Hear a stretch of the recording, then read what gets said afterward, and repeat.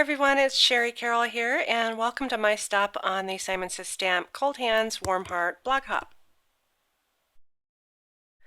I've created a unique card using some unusual Christmas colors. So I have some really bright Audrey blue and dull pink, and our great new sequins, which are called Crystal Reflections. I absolutely love these.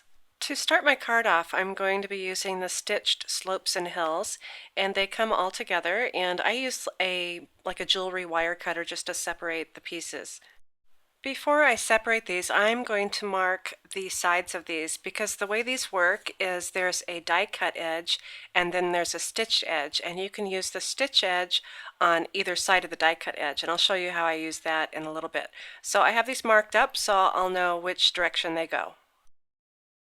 The first cut that I'm making is a nice, really smooth slope, and I have the two dies together and they just fit right together, and this will give me the perfect stitched border. So I've run that through my die cut machine, and now I have my second set of dies sitting on my paper. So I'm going to go ahead and run this through my die cut machine. To create a third slope, I have the leftover paper. I'll go ahead and get this out of the way and show you how this works. So this is the leftover paper from that. Now I have the stitched die on the other side of that cut edge. So now I'm just going to place this down, make sure that I line it up, and now I can run this through my die cut machine and it'll give me the perfect stitched edge. Here are my three slopes that I've put together, and I've put foam tape in between. So now I have really nice directions of those slopes, and they will go onto a backing piece, and then I'll put them onto another cardstock. I have stamped the stitched tree, and this comes from the Stitch Shapes, and I'll go ahead and pull this stamp set out. So you have lots of nice shapes in here for all occasions, but I've used the tree, and it has the stitch marks already in it, and I've used the brand new hydrangea ink pad, and I've also used the matching die for the stamp set. I am going to be loading my little tree up with the Crystal Reflections sequins, and these are just really great colors. And I kind of tried these out a little bit, and I found that the hydrangea color really worked well underneath, and that's kind of how I set off the color scheme for my card.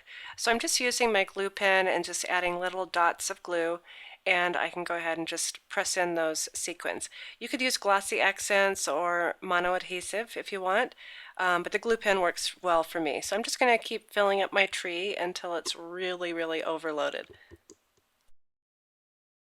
Next, I have my panel of white Neenah cardstock, and I have the Falling Snow stencil from last year, still one of my favorites. And I'm also using the Ranger texture paste, and I also have my craft palette knife here. And I'm just going to go ahead and spread my embossing paste onto this panel. I don't really have to get it very close to the bottom. I just want to make sure that I have a lot of that falling snow really nicely at the top. I thought this stencil was the perfect stencil, especially since I'm doing those slopes and hills on the front end of the card. If you're not sure what to do for a background, a lot of the times you'll probably notice that I do a white on white background, and this just gives me a lot of good texture. So once I'm done spreading that out, I'll go ahead and clean off my palette knife, and I'll lift off my stencil, and now you can see that falling snow. Here, I'll go ahead and lift this up.